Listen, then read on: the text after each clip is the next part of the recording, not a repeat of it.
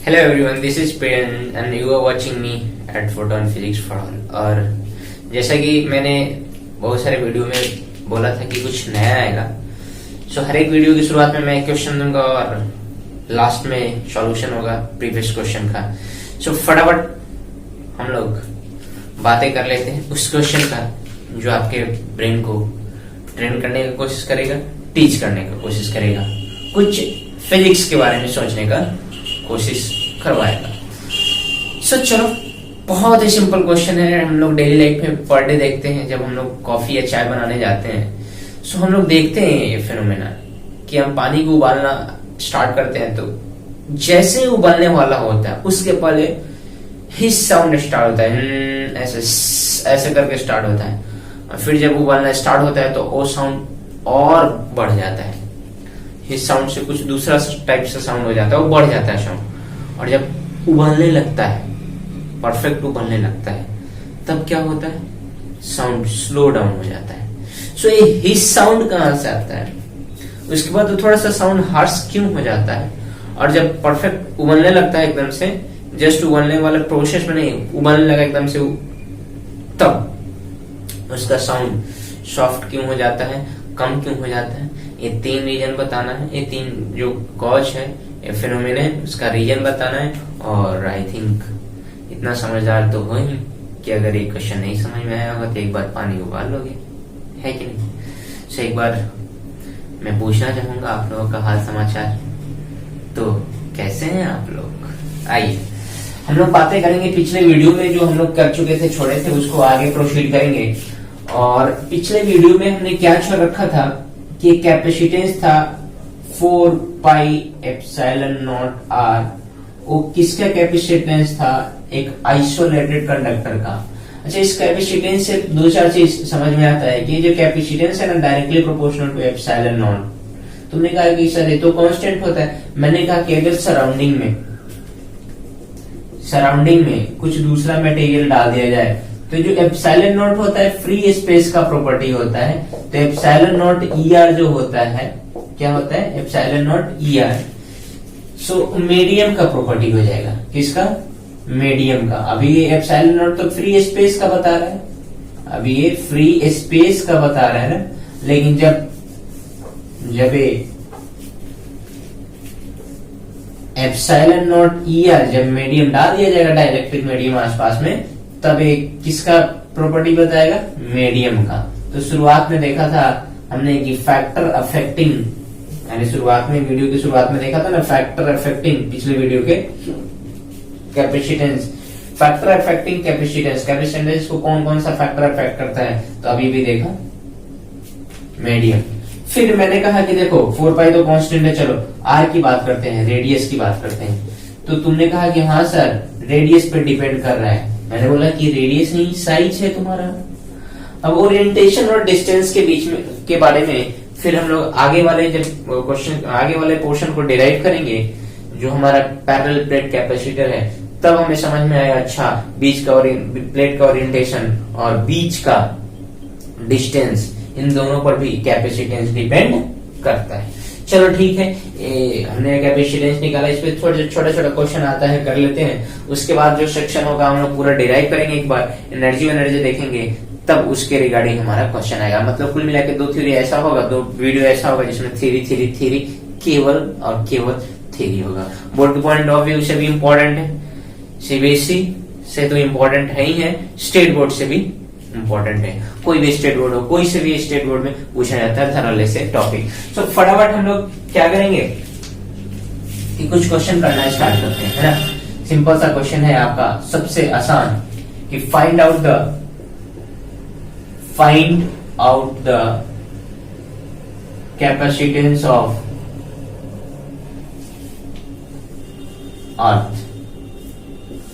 अर्थ का कैपेसिटेंस निकालना है। सो अर्थ का कैपेसिटेंस, ठीक है ना, हम लोग लिखेंगे कि सर कैपेसिटेंस का फॉर्मूला होता है Q बाई V।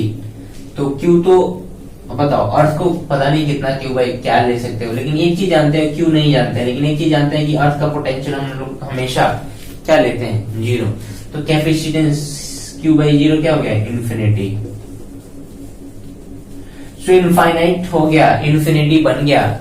सो क्या है, क्या कैपेसिटेंस इन्फिनिटी क्या बताता है कि अर्थ कितना चार्ज होल्ड कर सकता है, इनफाइनाइट।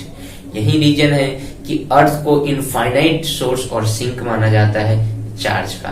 तुम जितना चाहो मन उतना तुम चार्ज अर्थ को दे सकते हो, उस पर कोई फर्क नहीं पड़ेगा। ठीक, बेसिक क्वेश्चन है। फिर दूसरे टाइप के क्वेश्चन देखे कि find out the capacitance of earth assuming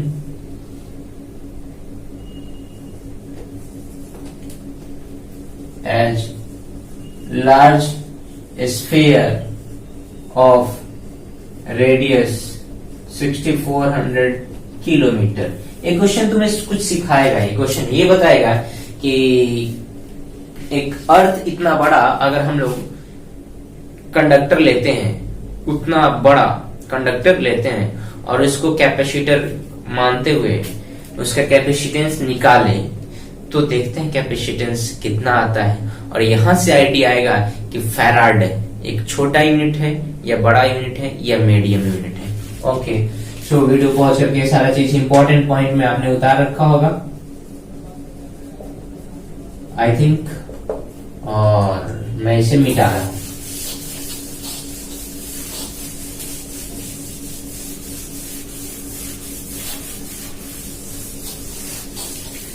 जब हम लोग कैलकुलेट करेंगे उस वाले पोर्शन को, तो तुम कहोगे सर सिंपल है, अगर आप कंडक्टर सिंगल आइसोलेटेड कंडक्टर मानते हो, सो कैपेसिटेंस का सिंबल वाला फॉर्मूला यूज करोगे, C = 4πε0 r।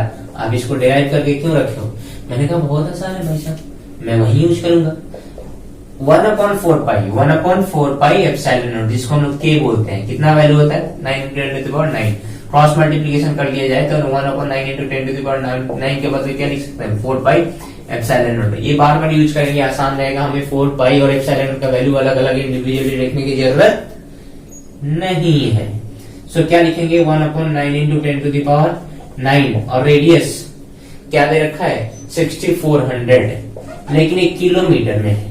तो मीटर में कन्वर्ट करने के लिए 10⁻³ से मल्टीप्लाई करो, है ना। जब हम लोग C = लिखेंगे 1/9, इसको ऊपर ले जाएंगे इंटू 10⁻, तो प्लस वाला हो जाएगा माइनस, है ना। और हम लोग ले लेते हैं क्या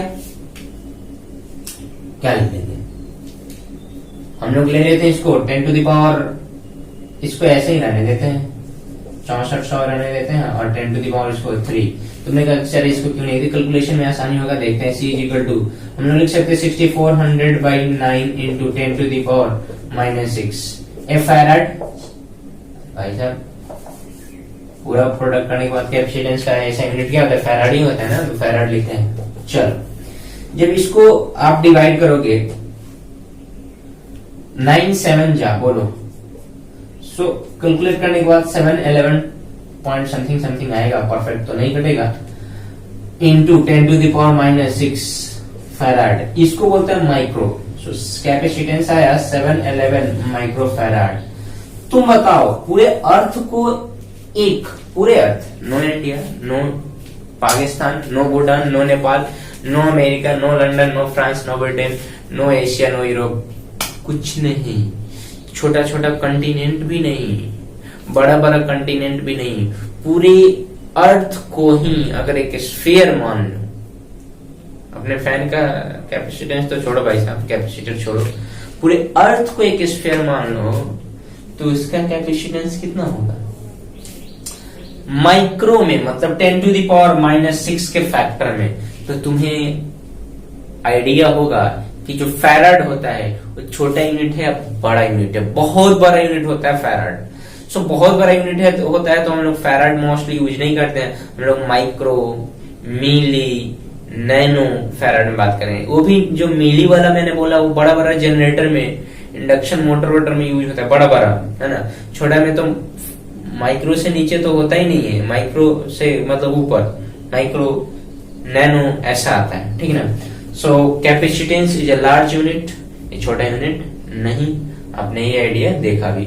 चलो इस तरह से और क्वेश्चंस करते हैं और आसान आसान क्वेश्चन करते हैं। और इस पर आसान क्वेश्चन ही आता है तो हम टफ क्वेश्चन कहाँ से करवाए। पुराने जमाने में IEEE में एक बार क्वेश्चन पूछा हुआ था पुराने जमाने में, कि उस तरह के क्वेश्चन हम लोग एक कर लेते हैं। तो फटाफट वीडियो पॉज करके सब कुछ उतार डालना है, क्वेश्चन लिखना है, सॉल्यूशन भी लिखना है और खुद से भी सॉल्यूशन करना है भाई साहब। ऐसा नहीं कि क्वेश्चन लिखना है और उसके बाद क्या करना है, सॉल्यूशन छाप के छोड़ देना है, क्योंकि खुद से करोगे।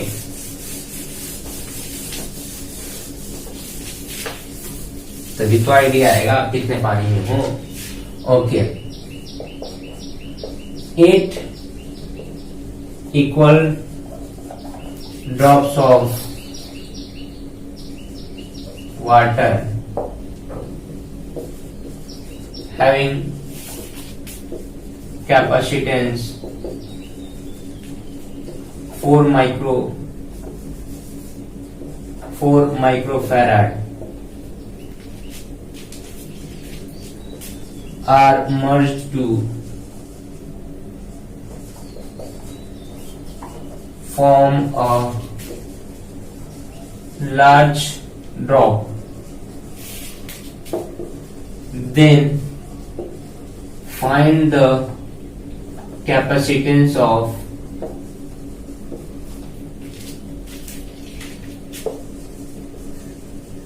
large drop। क्वेश्चन है कि एक पानी की छोटी छोटी, क्वेश्चन आपने बोर्ड पे देख रखा होगा, हम लोग देखते हैं। पानी की छोटी छोटी बूंदे हैं, इनकी संख्या कितनी है 8। इनको मर्ज किया गया और मर्ज करके बना दिया एक बड़ा सा ड्रॉप, है ना। सो इसमें प्रत्येक का जो कैपेसिटेंस है 4 माइक्रोफैराड है। सो इसका कितना होगा, इसका बड़े वाला का जो कैपेसिटेंस C डैश मान लेते हैं इज व्हाट। क्वेश्चन समझ में आए। तो कुछ बच्चे कहना है कि सर ऐसे 8 है तो 8 सॉरी 4 है इंडिविजुअल और है नंबर 8 में, तो जोड़ दो सर। सबको जोड़ोगे तो आई थिंक 32 माइक्रोफैराड आएगा और ये आइडिया लगाएंगे तो हम लोग गलत करेंगे। सो इस तरह का क्वेश्चन को प्रोसीड करने का क्या तरीका होता है, सुनो। सबसे आसान तरीका होता है कि हमारा एक स्फीयर का कैपेसिटेंस 4πε0 होता है। सो आपको सिर्फ और सिर्फ रेडियस जानने की जरूरत है, कितना चार्ज है, कितना पोटेंशियल है, ये क्या है नहीं है उससे कोई मतलब नहीं है, क्योंकि कैपेसिटेंस का फॉर्मूला हम एक ही जानते हैं, C = 4πε0, और भी आइसोलेटेड कैपेसिटर के लिए। सो 4πε0 R की जरूरत है। सो R अगर पता लग जाए तो हम लोग निकाल सकते हैं। मैंने कहा बहुत आसान सॉल्यूशन है, सॉल्यूशन यहाँ देखें। सॉल्यूशन क्या है कि देखो ये 8 मिलके तो एक बना रहा है ना, तो 8 का वॉल्यूम और 1 का वॉल्यूम सेम होना चाहिए अलग अलग। सो लिखेंगे 8 का टोटल वॉल्यूम क्या हो जाएगा 8 × 1 1 का वॉल्यूम 4/3 पाई स्मॉल r क्यों। अब जो बड़ा वाला बनेगा वो एक ही होगा, तो 1 × 4/3 पाई कैपिटल R मान लेते हैं क्यों। सो 4/3 तो मजे ले लिया एक दूसरे का।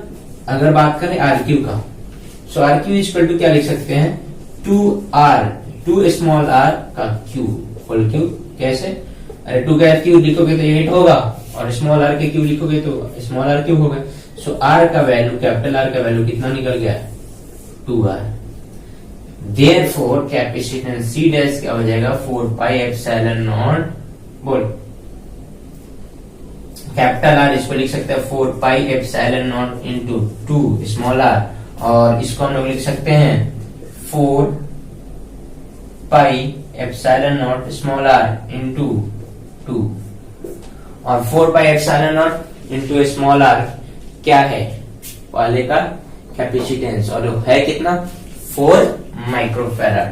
सो 4 माइक्रोफैराड × 2 है भाई फैक्टर बाहर। सो कितना हो जाएगा 8 माइक्रोफैराड। सो जो बंदे ऐसे कैलकुलेट कर रहे थे कि अच्छा सर 8 है प्रत्येक का 4 माइक्रोफैराड है, सो जोड़ दो कैलकुलेट करो 32 माइक्रोफैराड आएगा। सो हम लोग क्या कर रहे थे गलत। तो इस बेसिस पे स्टेट बोर्ड में भी क्वेश्चन पूछा जाता है और सीबीएसई तो इसी साल से हमारा ऑब्जेक्टिव किया है। सो इस साल तो इतना टफ ऑब्जेक्टिव नहीं पूछा गया था, हो सकता है नेक्स्ट ईयर पूछ सकता है, हो सकता है नेक्स्ट ईयर पूछ सकता है। सो इस बात का ख्याल रखेंगे कि ये भी पुराने जमाने में AEEE हुआ करता था, उस समय ये पूछा था, तो क्वेश्चन खराब नहीं है, क्वेश्चन है, एवरेज क्वेश्चन है। तो इस तरह के क्वेश्चन हमने देखा। अब नेक्स्ट थ्योरी पे आते हैं। एक तो कैपेसिटर हम लोग शहीद कर चुके हैं ना, आइसोलेटेड। अब आते हैं पैरेलल प्लेट कैपेसिटर पे। फटाफट वीडियो पॉज करके सब कुछ उतार डालो। चलो नेक्स्ट जो कैपेसिटर है और वो है PPC। इसको हम लोग बोलते हैं पैरेलल प्लेट कैपेसिटर। इसको हम लोग बोलते हैं पैरेलल प्लेट कैपेसिटर। अच्छी बात है। तो थोड़ा सा आते हैं इसके कंस्ट्रक्शन या हुआ 3-5 पे और फिर हम लोग चलेंगे आगे। सो तुमने कहा कि सर पैरेलल प्लेट कैपेसिटर में प्लेट मस्ट बी पैरेलल। मैंने कहा हाँ, बच्चा समझदार हो गया है।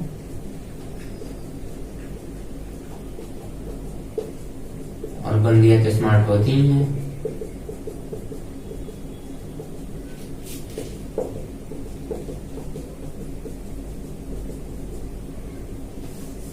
अब भाई साहब तो कैपेसिटर बनाओ और दोनों पे प्लस चार्ज डाल दो।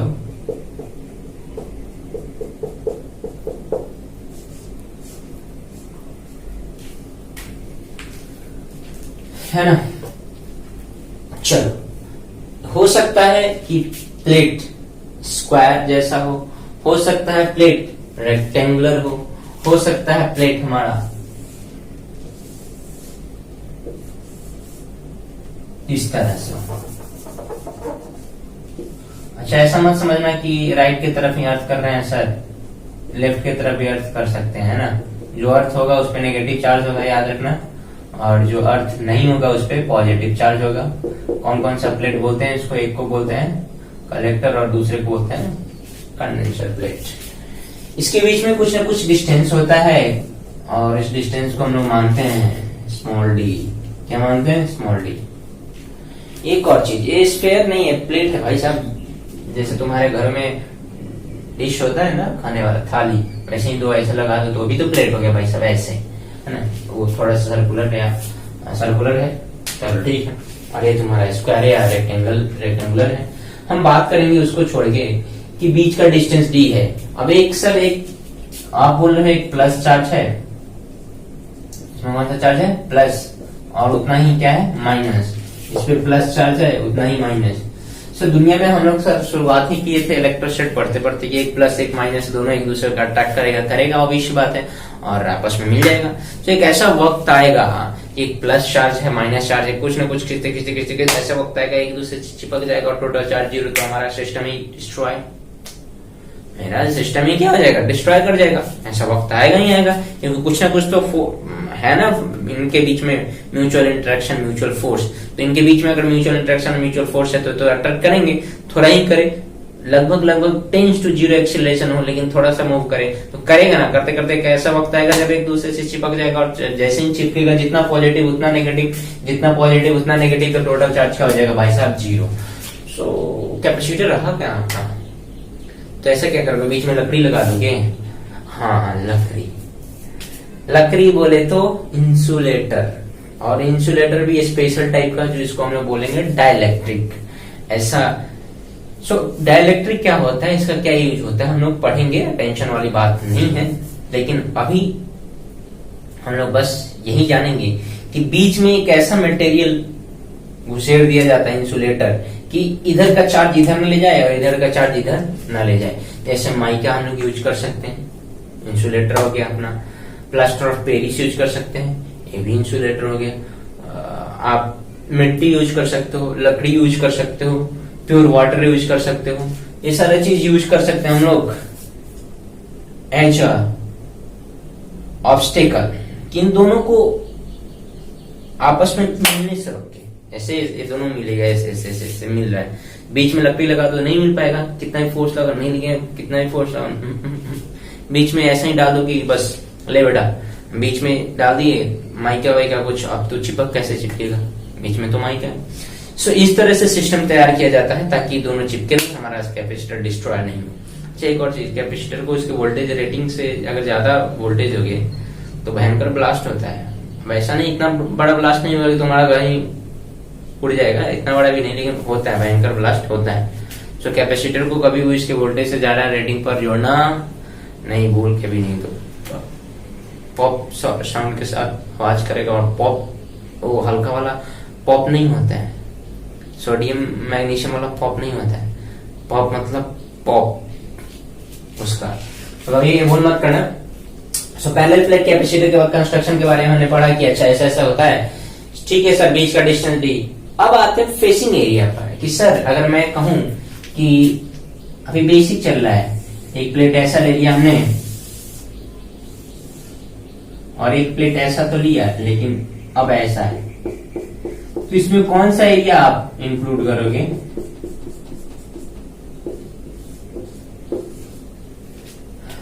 अगर इसमें हम जितना प्लस चार्ज दे रहे हैं उतना इस पर माइनस और इसको अर्थ कर रहे हैं, तब समस्या है कि आप कौन सा एरिया टोटल लिया जाए? नहीं, हम लोग जब भी बात करते हैं फेसिंग एरिया की, कौन सा एरिया? फेसिंग एरिया, ऐसा एरिया जो एक दूसरे को फेस कर रहा है, तो उसको बोलते हैं हम लोग फेसिंग एरिया। और फेसिंग एरिया रहेगा उसी को हम लोग एरिया कंसीडर करेंगे। जब भी एरिया कंसीडर करेंगे हमें फेसिंग एरिया ही चाहिए। इस एरिया से कोई मतलब नहीं है, इस एरिया से कोई मतलब नहीं है, जब भी चाहिए हमें फेसिंग एरिया चाहिए। क्या चाहिए भाई साहब? Facing area. तो सिंपल क्या क्या मैकेनिज्म था, एक को हम लोग कलेक्टर प्लेट बोलते हैं, दूसरे कंडेंसर प्लेट बोलते हैं, आपको तो पता ही है। सिंपल मैकेनिज्म था, हमने बताया, आप फटाफट वीडियो पॉज करके सब छाप जाओ। अब आते हैं फील्ड पे। अब एक चीज मैं बताना चाहूंगा कि ये जो पैरेलल प्लेट कैपेसिटर है, क्या है? Parallel plate capacitor. बार बार ऐसा हम लोग प्लेट नहीं बनाएंगे ऐसा ऐसा, है ना। हम लोग सिंपल पैरेलल प्लेट कैपेसिटर का ऐसे मानेंगे कि अगर प्लेट को सामने से देखो तो एक लाइन जैसा दिखता है, और इस पे मानेंगे प्लस क्यू चार्ज है, इस पे मानेंगे माइनस क्यू चार्ज है। अर्थ करने की बार बार जरूरत भी नहीं है। चलो ठीक है, इसका फेसिंग एरिया ए होगा तो ऑब्वियस सी बात है इसका भी एरिया ए होगा, और बीच का डिस्टेंस हम लोग मान लेते हैं डी। यह बन गया आपका कैपेसिटर, जिसको हम लोग बोलेंगे पीपीसी, पैरेलल प्लेट कैपेसिटर। हमारा मेन उद्देश्य क्या है? कैपेसिटेंस निकालना। क्या सी का फॉर्मूला यही 4πε0 आर आएगा, तो यहाँ तो रेडियस है ही नहीं। क्या कुछ दूसरा आएगा? तो हाँ आएगा, तो कितना आएगा थोड़ा हम लोग कैलकुलेट करते हैं।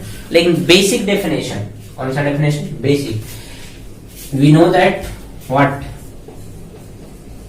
क्या हम लोग जानते हैं पहले से कि जो कैपेसिटेंस सी है उसका फॉर्मूला होता है Q/V, और V होता है पोटेंशियल डिफरेंस, जिसको अर्थ करते हैं उसका पोटेंशियल हमेशा 0 होता है। इसका पोटेंशियल निकाल लो और उसके बाद उस पोटेंशियल से 0 को माइनस कर दो, काम खत्म।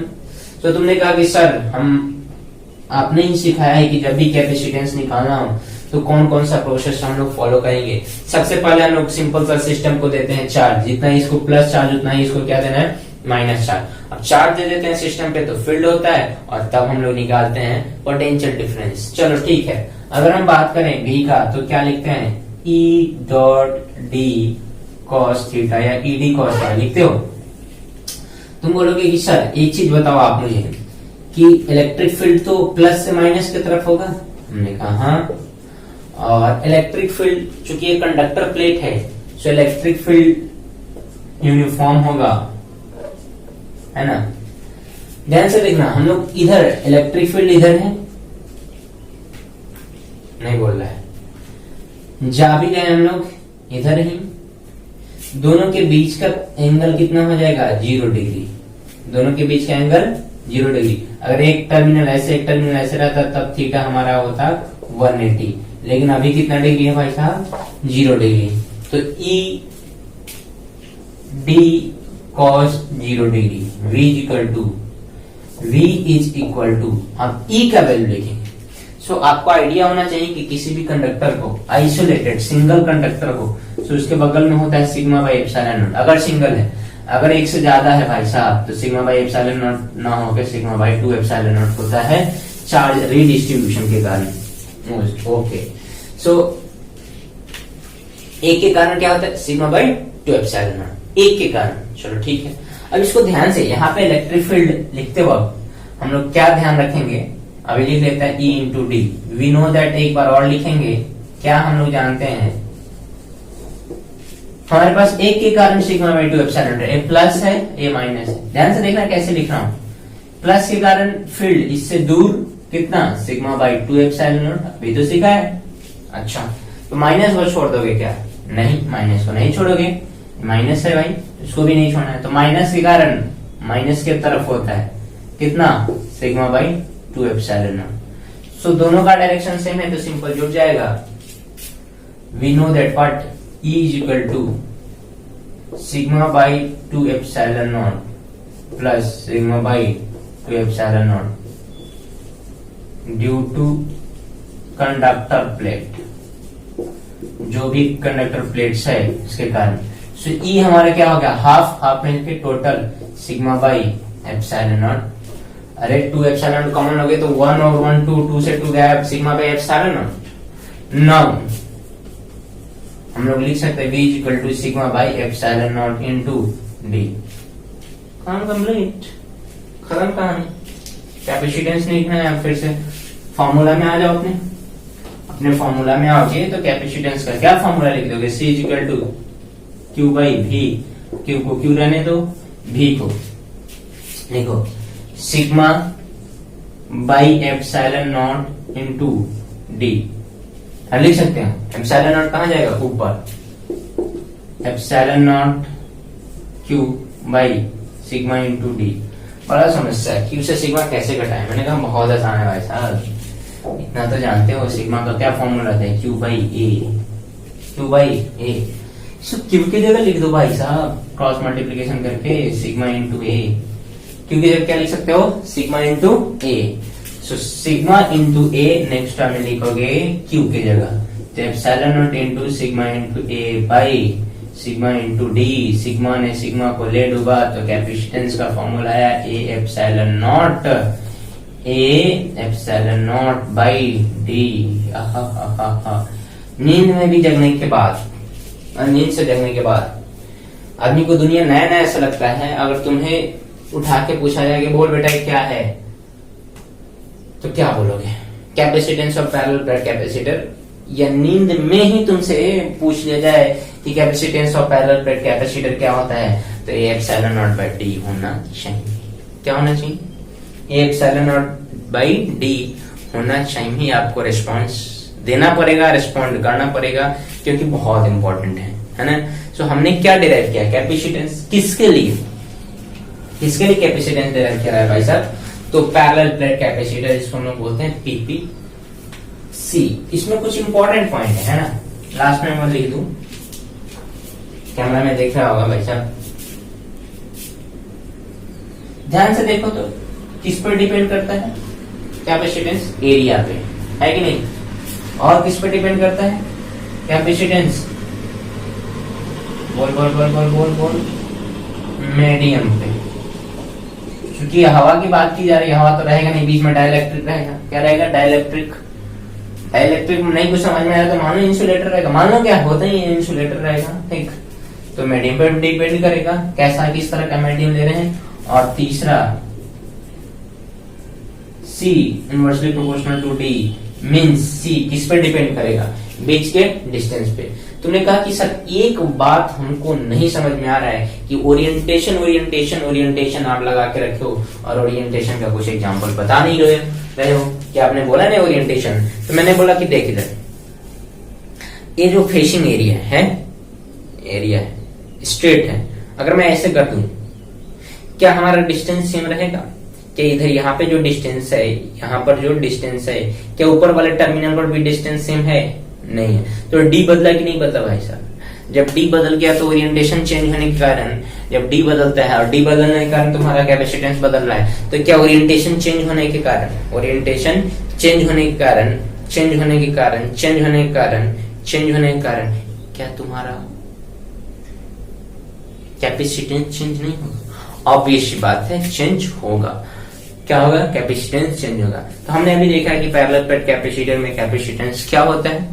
फिर हम लोग अभी जस्ट देख रहे हैं कि ये हमारे सिलेबस में है ना, कुछ सिलेबस से हटके जे एडवांस लेवल का में जो आता है, और ऐसा नहीं एक दो बार स्टेट बोर्ड में भी पूछे हुए है, और तुम्हारा ऑब्जेक्टिव जब आ रहा है सीबीएसई में तो वो भी पूछ लेता है, और वो भी पूछ लेता है, ऑब्वियस सी बात है पूछ लेता है, स्फेरिकल कैपेसिटर और सिलिंड्रिकल कैपेसिटर। तो फटाफट 2 मिनट के खेल उसको डिराइव करना, हम लोग डिराइव कर लेते हैं, पहले वीडियो पॉज करके तुम लोग पूरा अच्छा बता।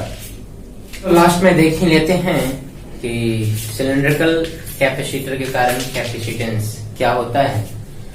ओके, और लास्ट करेंगे इसी थ्योरी में, उसके बाद हम लोग फिर नेक्स्ट लेक्चर में नेक्स्ट थ्योरी देखेंगे। मैंने बोला ना नेक्स्ट दो लेक्चर जो आएगा, 2 वीडियो आएगा, थ्योरी का ही होगा। सो थोड़ा वो थ्योरी तो है, फिर उस पर क्वेश्चन, शुरुआत में थ्योरी आ रहा है तो थ्योरी कर रहे हो, क्वेश्चन आएगा तो फिर क्वेश्चन है ना। चल ठीक है, सिलिंड्रिकल कैपेसिटर का फॉर्मेशन करते हैं। एक छोटा सा सिलेंडर, एक बड़ा सा सिलेंडर ले लिया गया, अंदर वाले को दिया गया चार्ज, बाहर वाले को किया गया अर्थ,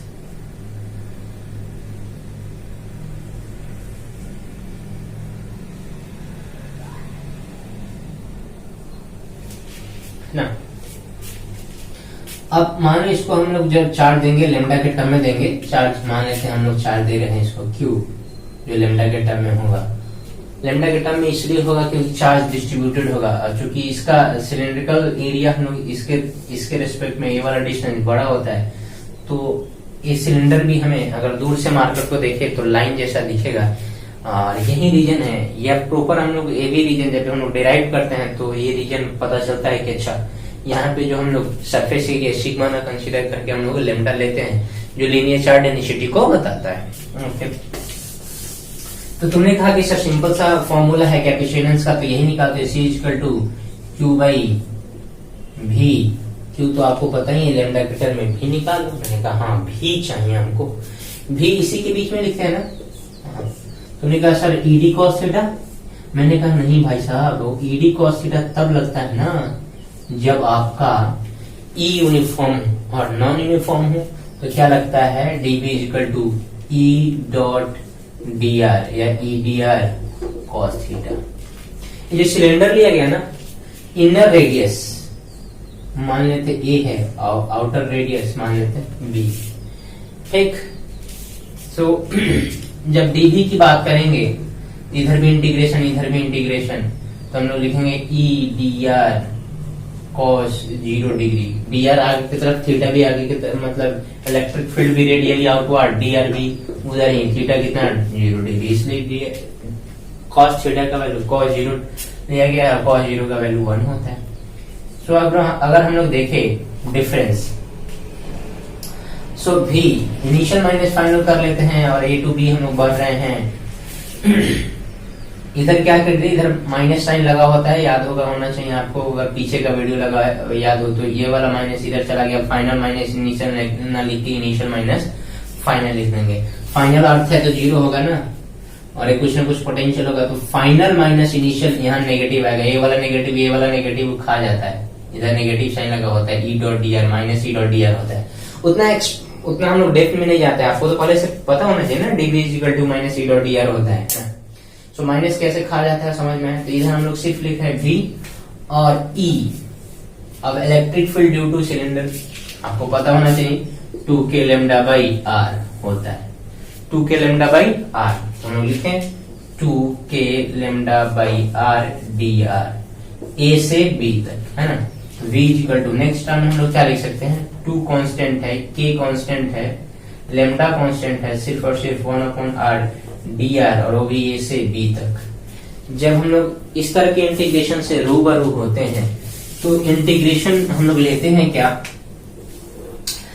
ln r, क्या लेते हैं ln r, तो v इक्वल टू लेंगे 2k लेमडा ln r, कहां से कहां तक भाई साहब, A से B तक, है ना लेंगे। चलो ठीक है, v इक्वल टू 2, k का वैल्यू लिख देते हैं 1/4 पाई एप्सिलॉन नॉट इनटू लेमडा, और लिखते हैं ln b minus ln a, ऐसे ही लिखोगे ना। v इक्वल टू 2 जा 4, तो काट लो इसको, 2 पाई एप्सिलॉन नॉट लिख दो। लेमडा मतलब चार्ज अपॉन लेंथ, लेंथ कितना है, सिलेंडर का हाइट हम लोग मान लेते हैं h है, सिलेंडर का हाइट क्या है h, तो q बाई h हो गया। ln b minus ln a होता है ln b by a into ln b by a, अरे होगा इतना। चलो इसीलिए मैं थोड़ा क्रॉस मल्टीप्लीकेशन करता हूँ, यहीं से हमारा कुछ ना कुछ आ जाएगा। क्या आ जाएगा देखो, 2 पाई एप्सिलॉन नॉट h को इधर लाओ इस साइड, तो h into 2 pi epsilon not, और 2 pi epsilon not into h। ln b by a को इधर लाओ, ln b बाई a को इधर ला लीजिए। इधर क्या बचा, बेचारा अकेले चार्ज, और इधर का voltage, charge by voltage, charge by voltage, charge by voltage, voltage voltage कुछ में कुछ तो देगा, और होगा क्या, कैपेसिटेंस। सो कैपेसिटेंस का formula C is equal to क्या निकला भाई साहब, 2 pi epsilon naught h upon ln b by a, ये हमारा कैपेसिटेंस का फॉर्मूला निकला। किसके लिए, अरे सिंस q बाई v है ही हमारा c, तो इसके बदले हम क्या लिख सकते हैं, c, वही तो है कैपेसिटेंस। सिलिंड्रिकल कैपेसिटर का कैपेसिटेंस होता है 2 pi epsilon naught h upon ln b। ये डायरेक्ट ऑब्जेक्टिव में क्वेश्चन पूछा जाता है स्टेट बोर्ड में, CBSE में भी पूछा जाएगा क्योंकि इस साल से ही स्टार्ट हुआ है। सो मैंने बोला कि आपको ध्यान रखना है, क्या ध्यान रखना है, फॉर्मूले का बहुत बार यूज होगा, पोटेंशियल डिफरेंस कैसे आया समझ में आया, बाद बाकी सब कुछ समझ में आया होगा। अब हम लोग वीडियो का लास्ट करेंगे, और जैसा कि मैंने प्रॉमिस किया था कि पिछले क्वेश्चंस का आंसर वीडियो के लास्ट में दूंगा।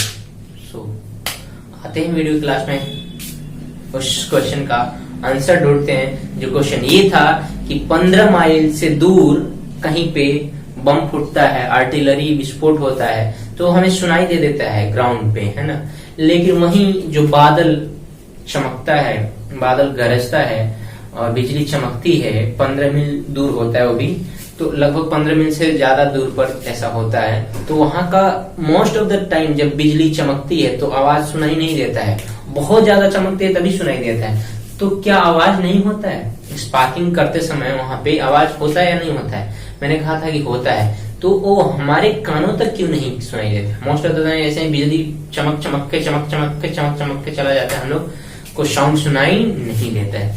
सो उसका क्या प्रॉपर रीजन है, इसको तो वीडियो पॉज करके आप लोग उतार डाले होंगे, हम लोग आते हैं एक्सप्लेनेशन पे, उसमें थोड़ा सा बताना पड़ेगा, है ना।